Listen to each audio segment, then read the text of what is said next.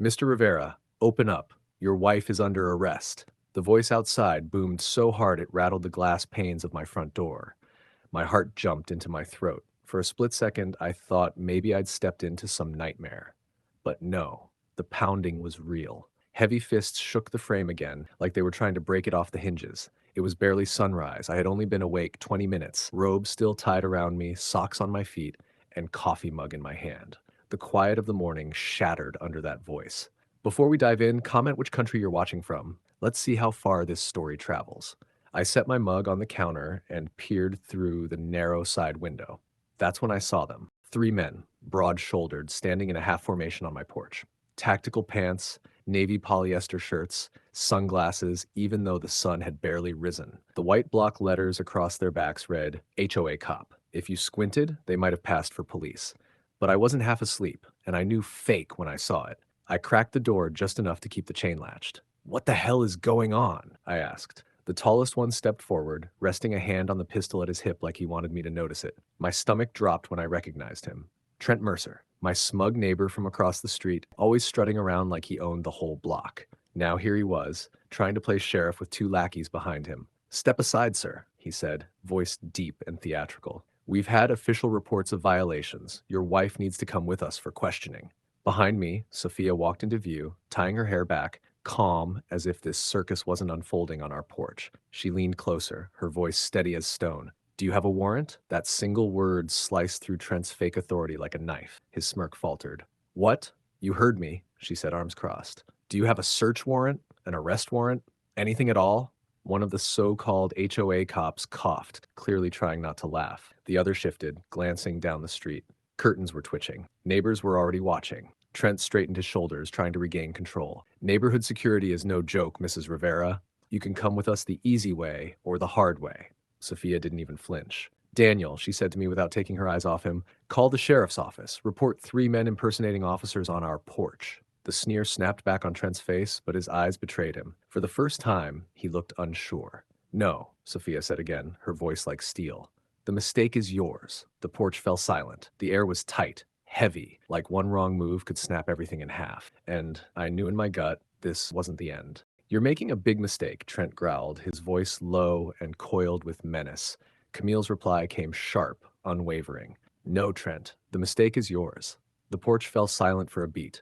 Camille didn't flinch. She stood steady, her gaze locked on Trent's. I felt the tension pull tight, as though one wrong twitch would snap it all in half. Trent tried to puff his chest out bigger, his hand brushing dangerously close to the holstered pistol strapped to his belt. "We're authorized to remove her for questioning.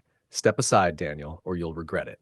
I swallowed hard, pulse hammering, but Camille's eyes stayed ice cold. She took a single step forward, cutting the distance between them. "Trent Mercer, you and your men are in violation of federal law. Impersonating an officer is a felony under 18 U.S. Code 912. That's up to 3 years in prison, per offense. And right now, you've racked up 3. One of Trent's lackeys shifted uneasily, glancing back toward the street where more curtains were twitching open. The other's hand dropped from his belt altogether. They weren't nearly as confident as Trent wanted them to be. "You don't scare me," Trent spat, though his bravado cracked around the edges. "You hide behind technicalities. This neighborhood is falling apart, and I'm the one keeping order. Somebody has to enforce the rules." Camille's lips curled into the faintest smile. "Enforce? You think waving a fake badge and stomping around in cargo pants makes you law enforcement?" She shook her head. "Let me educate you. My name isn't just Mrs. Rivera. It's Sheriff Camille Rivera." That landed like a gunshot. Trent froze mid-breath, his swagger draining from his face. His lackeys gaped at her, eyes wide. I felt a rush of vindication, my spine straightening as the truth hung in the air. My wife didn't just know the law, she embodied it. "Sheriff?" one of the men stammered, his voice cracking. Camille pulled her wallet from her pocket, flipping it open to reveal her badge. The metal caught the morning light, gleaming like a blade. "You've got about 30 seconds before real deputies arrive because my husband already made the call." As if on cue, sirens wailed in the distance, growing louder with every second. Trent's face drained pale, but he tried to bluster through it. "This isn't over," he snapped, sweat beading at his temples. "Oh, it's over," Camille said, her voice low and final. "The second you put those uniforms on, you wrote your own ending." The flashing lights turned the corner, 2 sheriff's cruisers screeching to a halt in front of our house. Deputies stepped out, hands resting on their duty belts, eyes narrowing as they sized up the scene. Trent's lackeys dropped their act immediately, raising their hands. Trent stood frozen, binder-thin authority crumbling under the weight of the real law. One deputy barked, "Hands where I can see them! Drop the weapons!" And in that moment, the whole neighborhood realized Trent Mercer wasn't in control anymore. The scene exploded the second the deputies hit the lawn. "On the ground! Now!" one barked, weapon drawn. Trent tried to hold his stance, but the bravado melted fast under the glare of real law enforcement.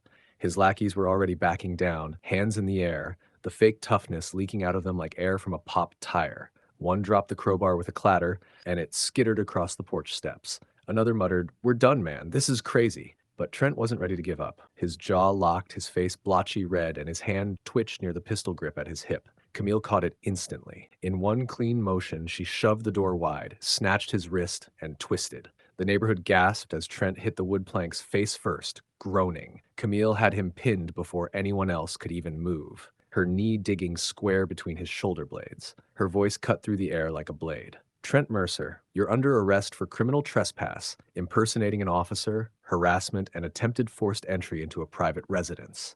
Each charge dropped heavier than the last. The crowd that had gathered at the edge of their drive buzzed with whispers and recording phones.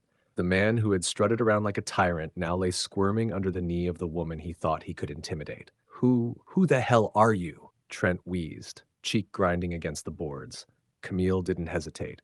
She reached into her jacket, pulled her badge, and held it just above his head where everyone could see. Sunlight hit the polished metal, making it shine like a spotlight. "I'm Sheriff Camille Rivera," she declared, her tone steady and sharp, "and you just tried to break into a sheriff's house." The cul-de-sac erupted in gasps, phones angled higher. Neighbors who had once whispered doubts now stood stunned, witnessing the curtain pulled back on who truly lived among them. The deputies surged forward. "We've got him, Sheriff," one said, snapping cuffs around Trent's wrists. They yanked him upright, his face flushed and hair sticking to his sweaty forehead. His fake authority was gone, replaced with the hollow look of a man stripped bare in front of everyone he thought he ruled. The deputies marched him toward the waiting cruiser. He jerked once as if to resist, but froze when Camille's eyes locked on his. That look alone broke him more than the cuffs ever could.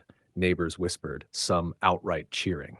The HOA's so-called enforcer was caged, shoved into the back seat of a real patrol car, the slam of the door sealing his fate.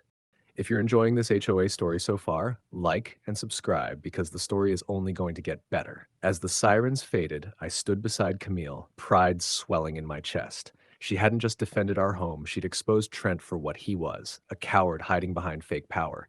And I knew deep down this wasn't just justice for us, it was a message to the entire neighborhood. Don't come after the sheriff's family, because next time there won't be warnings.